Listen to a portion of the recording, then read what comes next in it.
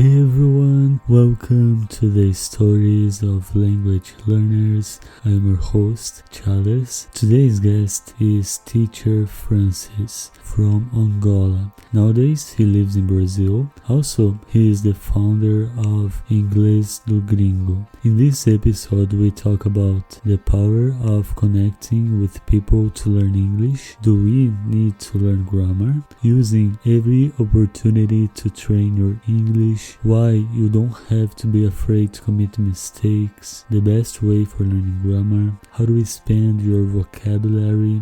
Why you don't have to apologize for your English, being part of a community to improve your English, and why it's important to know the idea that a word brings instead of translating every single word. I had an amazing time talking with Francis. I really enjoyed our conversation, and I'm sure that you guys are gonna enjoy it as well. Hey everyone, welcome to the Stories of Language Learners. Today I'm so excited to have Francis on the show. Hello Francis, thank you so much for being here. How are you? Hello, Charles. Evening. Yeah, I'm good, and I want to thank you for the invite. So it's my pleasure to be here because it's a great experience for me to have a podcast. Yeah, that's so cool because you said this will be your first experience being part of a podcast. So yeah, I'm really excited to talk with you today and to know your story. And yeah, so let's get started. Could you please introduce yourself? Yes, okay. Well, my name is Francis, and I'm an English teacher. I've been teaching English for the last 10 years. Yeah, for the last 3 years, I decided to get in digital platforms like a Zoom, teaching online, actually, like Instagram, Facebook, and yeah, teaching, yeah, because I know that I can touch more people, at once. And yeah, I live in Belo Horizonte, Minas Gerais, and yeah, I've been taking this project, my English project ahead. I don't miss any opportunity to have a conversation, yeah, to make a talking, because here I am. Awesome. We actually met through Instagram. I remember you sent me, we started talking on Instagram and you said, "Oh, Charles, would you like to participate on a live on Instagram?" And I said, "What? I'm not so qualified because I think that my listeners already know that I don't have good relationship with cameras, and that's why I decided to choose the podcast format because I don't have to record myself through the camera. But yeah, thank you for inviting me, and I did the live on Instagram. It was so much fun. I was kind of nervous at the beginning, but yeah, after we started talking, I really enjoyed being part of the live on your Instagram. Guys, you should check it out, his Instagram, because he does a lot of lives. He talks with people about English and all that stuff. So yeah, it's really incredible what you've been doing on your Instagram. Oh, thanks, Charles. Yeah. Okay, so the first question, when did you start learning English? That's a great question, Charles, because I can't say when exactly, because, well, I was born in Angola. I was born in a Portuguese country. And what's the most curious with my journey in English? In my house, we always talking in English. Yes, because my mama was an English teacher. Yeah, and actually, I've been learning. I've been hearing English.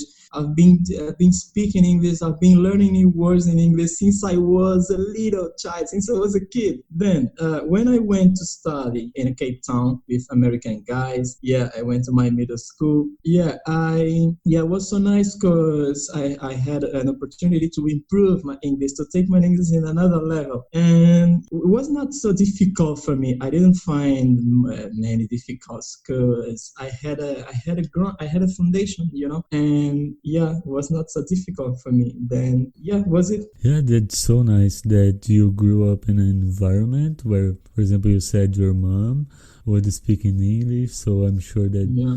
helped you a lot. And also after that you got the opportunity to study. It was some kind of course with Americans, or it was a school? What was that program? Yeah, it was a school. Actually, it was my middle school. Yeah. Okay, awesome. So yeah, that's great. So you have the same profession as your mother.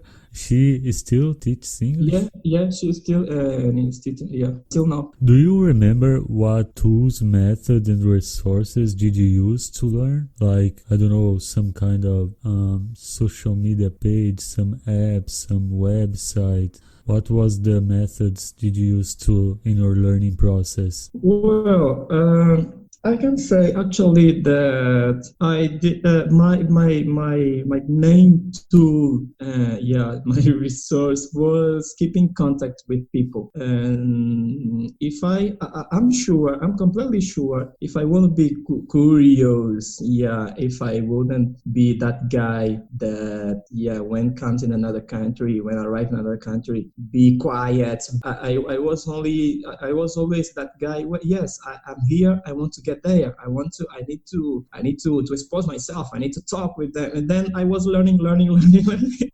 Yeah, it was something like automatically, yeah, happening with me. And yeah, I think that was my main tool. Yeah, my courage and my willpower. Yes, so basically you would reach out to people and you would try to keep in touch with them. You would try to Yeah, initiate keep in touch often. conversations. Yeah.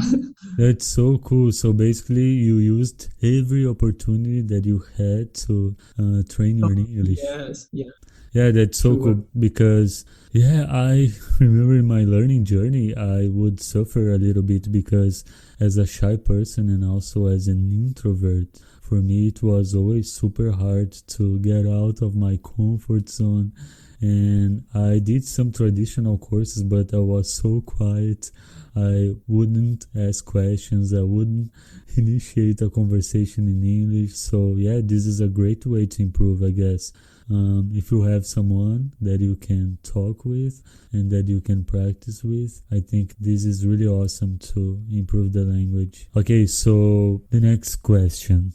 What are some of the biggest mistakes that you see people making when it comes to learning English? Well, when people start to learn English, I've been receiving every single day many people on my Instagram and my generally my source traffic. They want to know about my method. They want to discover things more related with English, with new things. They want to, yeah, I feel it, the willpower they have. But there is only one thing that is, I truly believe that is dangerous for any English learner. They want to sound like a native. They want perfection. They want even when I call them to when I ask them to get in my WhatsApp group, then when they arrive over there, they are like, wow, sorry people, I'm in a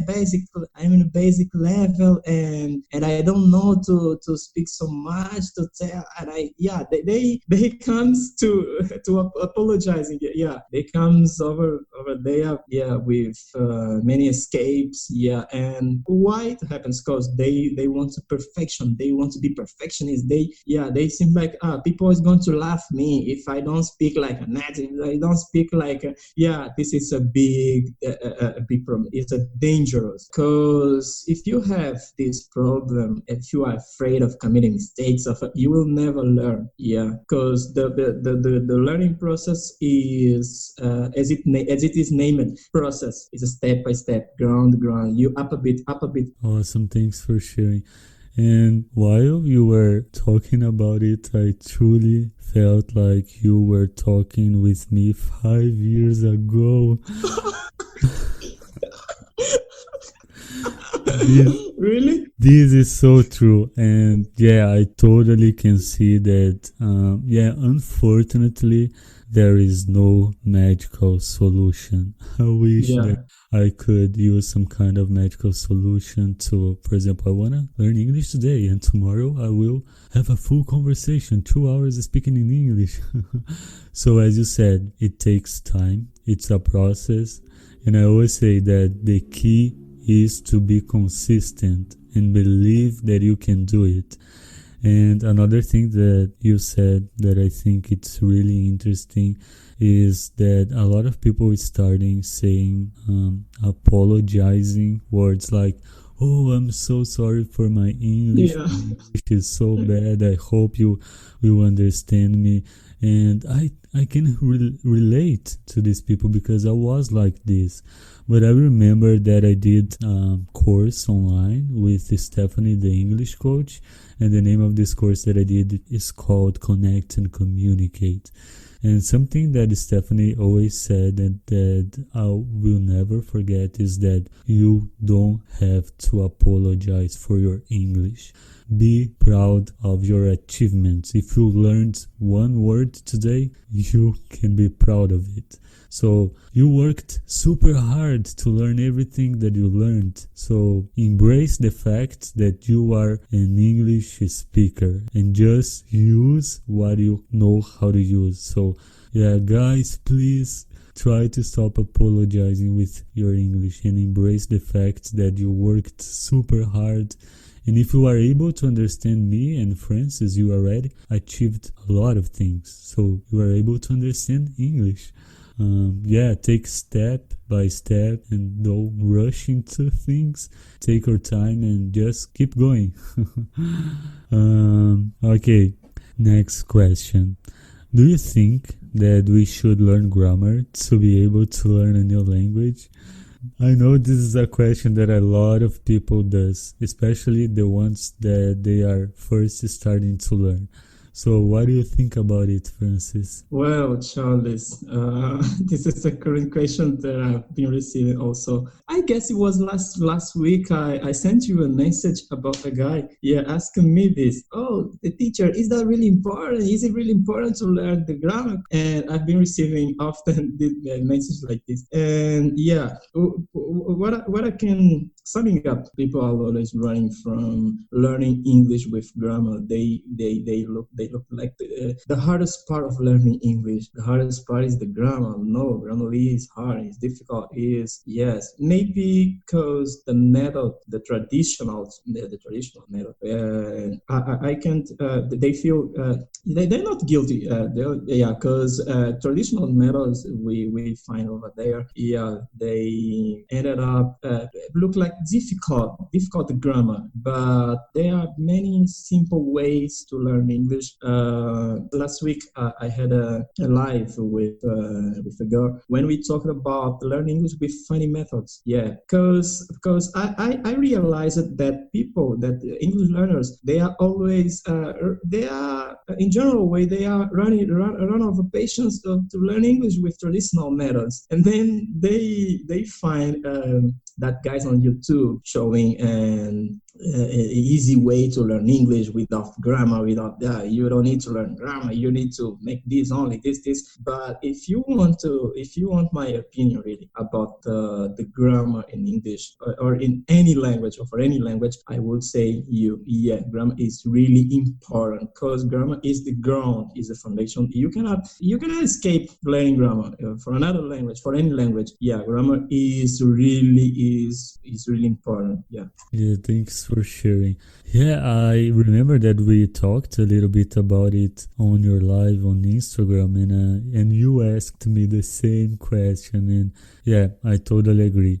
I think that grammar is super important, but also I think that maybe you can learn without grammar, but I would say that if you spend some time learning grammar, things will be more easy for you to get fluent and to understand the language deeper. And if you think that English grammar is hard, oh God, Portuguese grammar is worst.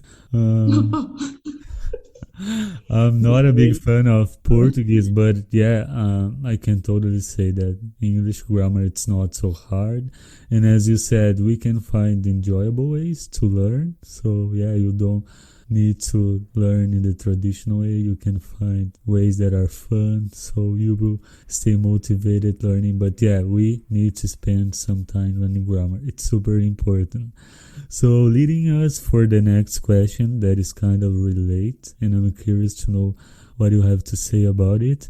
What do you think is the best way for learning grammar? Well, the best way for learning grammar, we have nowadays many tools. Yeah, many tools we can find over there. Yeah, we have Buzo, we have Duolingo, and you have phrases that you need to complete. Yeah, you have some kind of exercise you may do.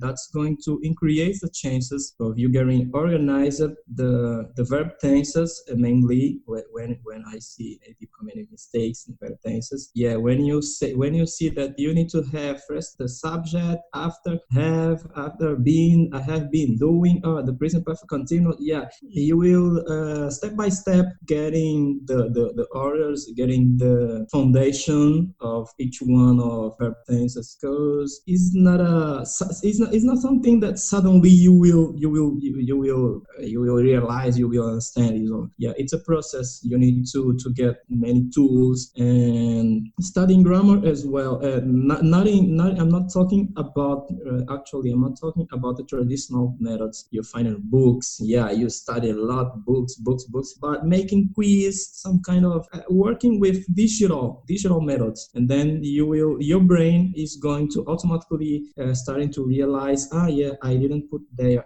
yeah, it organized, yeah, I have to put, the pronoun is going to be phrased, yeah, and then that's a process. You're going on over and over. Yeah, Great. So something that I would add is that for you guys because you guys are listening to me and Francis talking, so you already are able to understand. So maybe you didn't have a foundation or you didn't spend too much time learning grammar. So something that I did in the past, because I didn't have like a super deeper foundation of grammar, because I just studied grammar for 1.5 years when I first started learning English. So I remember that one day I started to realize in conversations that I wasn't able to talk about the past. So I was already understanding which places of my learning I have some kind of depth. So, for example, I would struggle a lot to speak about the past. So I would go to YouTube and I would watch a lot of videos where people would tell stories of things that happened. Also, I started to reading some articles where people were talking about some stories from the past. So yeah, I think you guys should try to find your weakness in the language and work on that. Through, as Francis said, using the digital resources that we have so many nowadays. Okay, let's continue. Do you have any tips to improve and expand our vocabulary? you need to be curious. You will never let escape any words, any new words. Maybe you're hearing something somewhere. Yeah, never let escape this word. And what you need to do, you cut up this word and you go into research. You make your annotation. You write down this word. Maybe if you are in a train, you're in a bus, you're in a taxi, you are somewhere in the street, and yeah, you are hearing a podcast, and you hear, oh, this new word. Yeah, I usually have been doing this, and yeah, it's helped me so much. Yeah, last times, and I've been doing this. Yeah, when I was in the process of getting up my English. Yeah, and yeah, I was doing like this. Yeah, I heard a new word. Yeah, I wrote down in my notepad. Yeah, I hold this word. Yeah, I read that book. Yeah, and when I arrived at home, yeah, I was looking for research this word.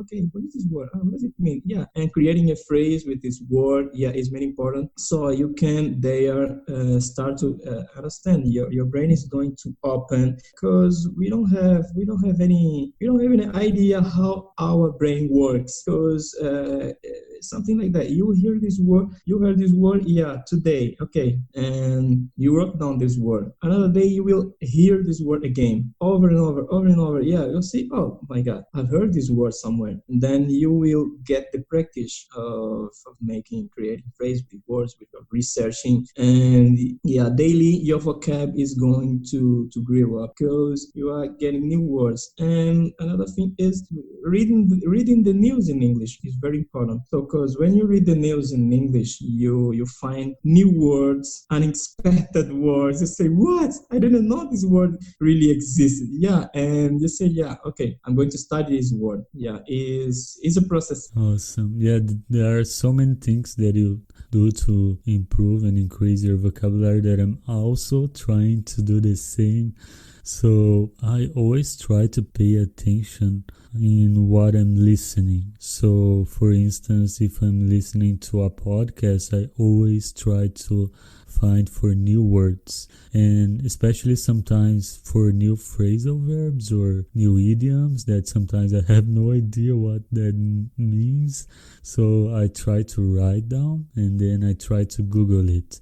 So one of the tricks that I learned to use on Google, it is to put after the name of the word that you are trying to find what does that mean, you can put meaning. So for example, you don't know what the word leads means, so you can put lead meaning on Google. So Google will show you what the meaning of this word. And I said lead because I'm doing a course. It's about digital marketing. And yeah, as you said, I was listening to like the people would always say leads. And I thought to myself, what is leads? So and now I listen leads. It looks like a lot of people they're talking about it. Leads. Yeah, so the way that our brain works is kind of fascinating. Once you hear this new word, and when you hear this again, this will be more often. What else? Reading articles, it's a great way. I'm trying to read a lot of articles, and also I try to read them out loud. And when I get stuck with the pronunciation, I'm trying to pronounce this. And there is a website called Youglish, so you can put the word in this website, and this website will show you like a person on YouTube talking and pronouncing this word in a context, which I think it's better. So after that, I think you guys should try to use these words in conversations. So once you learn these new words, try to use it in a conversation. So in this way, your brain will put this word in your long-term memory. Okay, next question. Which English learning methods do you like to use to teach your students? Well, that's a great question. Yeah, because I use well, first of all, I have a different students. They are all different because they are the different stories. Yeah, they come from different different.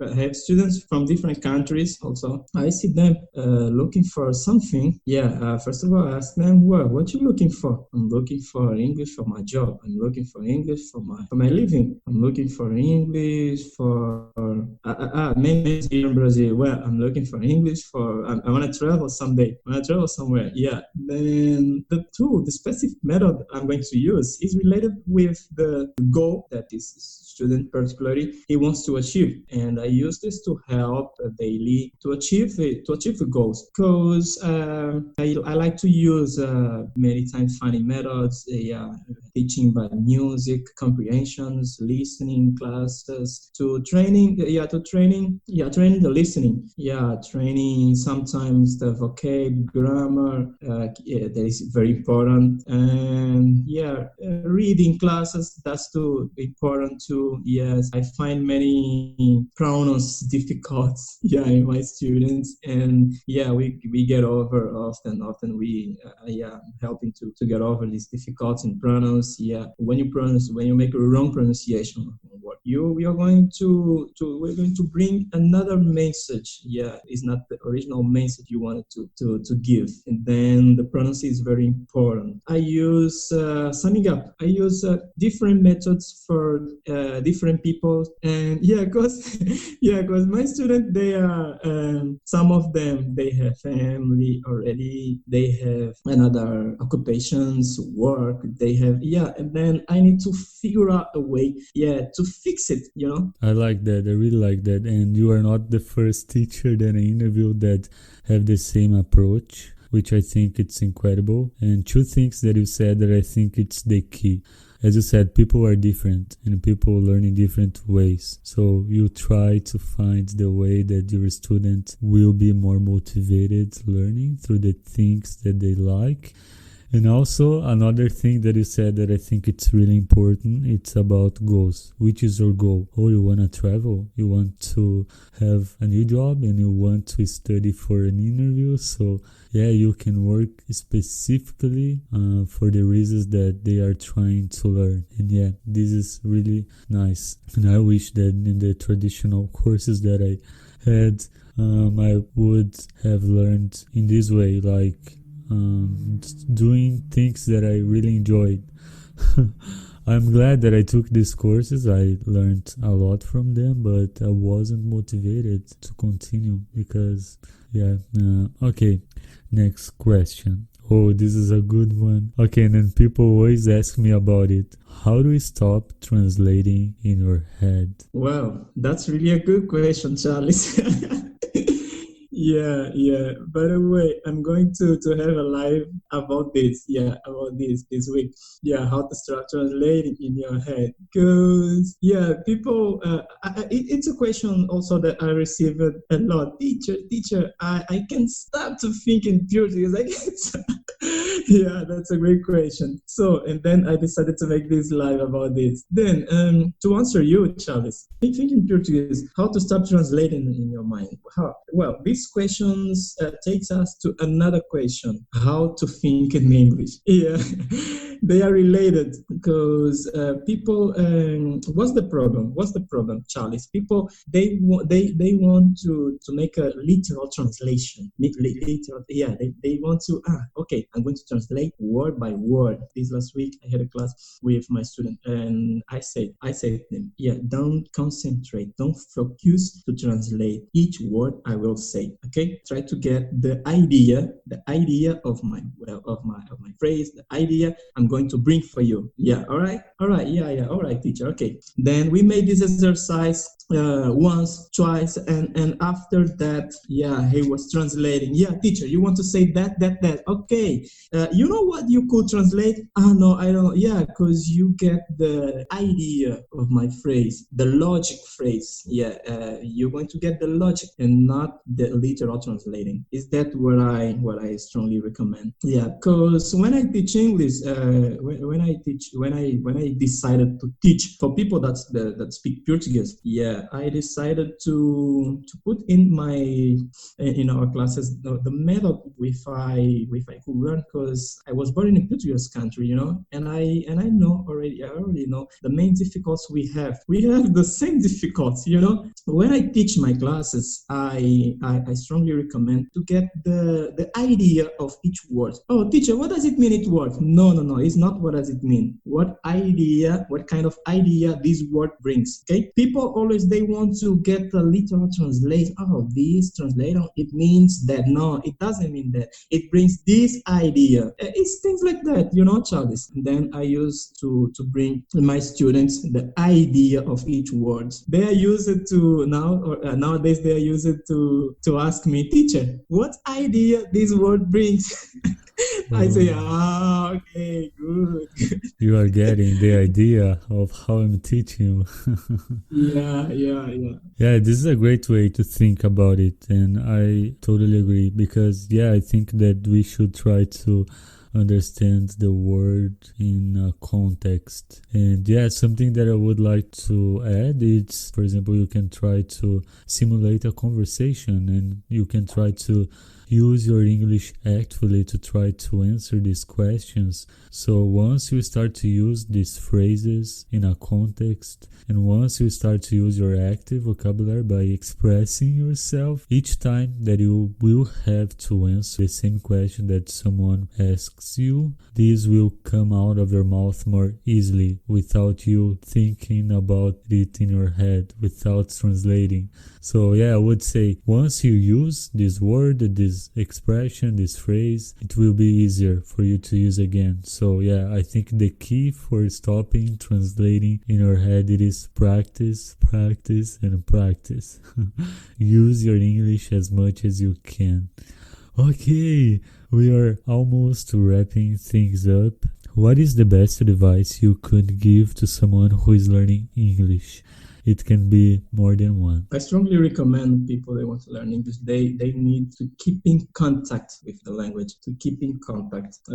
Every time they need to make researches, need to have a willpower. It doesn't matter I tell you, wow, you need to study the grammar, you need to study X, Y, Z, you need to study. No. You, first of all, you need to have willpower. You need to be motivated. Yeah, I want this. And I strongly recommend after this keep in contact with the language and never lose an opportunity to have an English conversation. Yeah, don't be running, don't stay often running from a little conversation. Oh, no, I'm not prepared. You will never be prepared. I don't know if I will commit a mistake. I don't know if I'll be wrong. I don't know if I say that right, if I put it in the correct verb tense. I only have to say, the more you speak, better you become, because you learn each other with another person that is talking to you. You learn often over and over and over. After that, I strongly recommend, if you can, go make an exchange. Yeah, because an exchange will be very important for you. I have a video in my Instagram about a guy that he didn't know anything about English, and he went. I don't know if you saw that video. Yeah, but it's interesting. I strongly recommend you listen this podcast. Yeah, to go over there and watch this video. That guy, he went to US without learning anything about English, without know anything about English. Yeah, and then he came over there, he arrived there, and yeah, he was talking, he was improving, he was growing up a bit, Yeah, it was so nice to hear the experience of that guy. And yeah, as I told, if you cannot do an exchange, yeah, you can try to be a part of communities, because be a part of communities is very important also. Yeah, because you find people that have the same willpower with you, that they want to grow up together with you. That's my advice. Yeah. Thank you so much for sharing. And yeah, you said a lot of things that we usually mention in this podcast, and I think they are really so important. A lot of times we discuss, and also in this podcast before, a couple of minutes ago, you said about having a goal. And yeah, having a goal, it's strongly recommend to keep being motivated in this journey. Also, as you said, using English, using every opportunity, try to use every opportunity, immerse yourself in the language, consume English as much as you can. Another thing that you said that I think it's really important, it's about community. And yeah, this is so powerful. When you are part of a community where you can share your struggles with others, where you can ask questions and you can share your experience. And yeah, we started a community through this podcast, and I never thought I would build something like this out of this podcast, like a community. And yeah, I started group on Telegram, and it's so cool because we are almost 80 people from all around the globe, and we had already 4 encounters, and it's so much fun. We use Zoom, and so we have these calls and we can see each other. I prepared some really fun questions, and everyone get a chance to talk and to practice. So yeah, being part of a community is an advantage that you can have to keep going.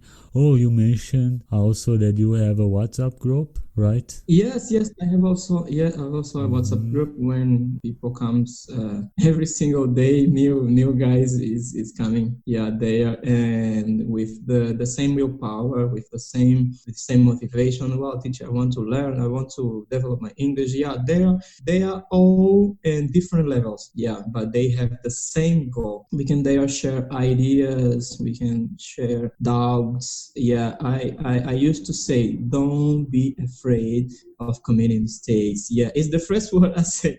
Okay, yeah, be free here. Make yourself at home, please. Yeah, because I already know how it is. That's awesome. I will include in the show notes the link of your WhatsApp group so people can join. Also, I'm curious to know and to watch the story of this guy who went to USA without knowing anything. I think he is really brave. I don't think that I could do that, but yeah, and he survived, which is cool, and I think that probably he learned a lot from this experience.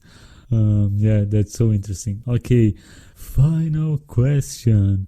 Where can people find you online? I have a lot of the digital platforms, and I have a personal profile on Facebook, Francis Souza Profe. I have a YouTube channel, but is rising up nowadays. I have a Facebook fan page named Inglês do Gringo, and my Instagram account as well, named the same, yeah, Inglês do Gringo. The main source traffic I have right now is my Instagram account, where I'm there, answer back to people there, yeah, responding the messages, yeah, and yeah, it's that, my Instagram. Thank you for sharing, Francis. I will include in the show notes so people can check it out. And guys, you can watch the live video that I did with Francis. I think it's still there, right? Yeah, it's there, yeah. Okay, so you guys can watch me suffering behind the camera. No, I'm kidding. It was really fun, and we talked about the podcast and so much more. So Francis, thank you so much for your time. Thanks so much for being here recording this episode with me. I really appreciate it. Wow. I only have to thank you, Charles, because this is a great experience for me, as I told you. Yeah, thanks you again for inviting me. Hey guys, I hope you enjoyed this episode. I hope you learned something. If you liked this podcast, please share it with your friends. I would love to hear your feedback about the show. Feel free to send me a message on Instagram. You can also join our global community on Telegram, and you can participate in our video calls to meet new people, make new friends, and practice your English while having fun. If you can't use Telegram, don't worry. Keep an eye on Instagram because I always make stories about our encounters. I will include links to all the resources that we mentioned in the show notes. And yeah, that's it. Thank you so much for listening, and I will see you in the next episode. Bye.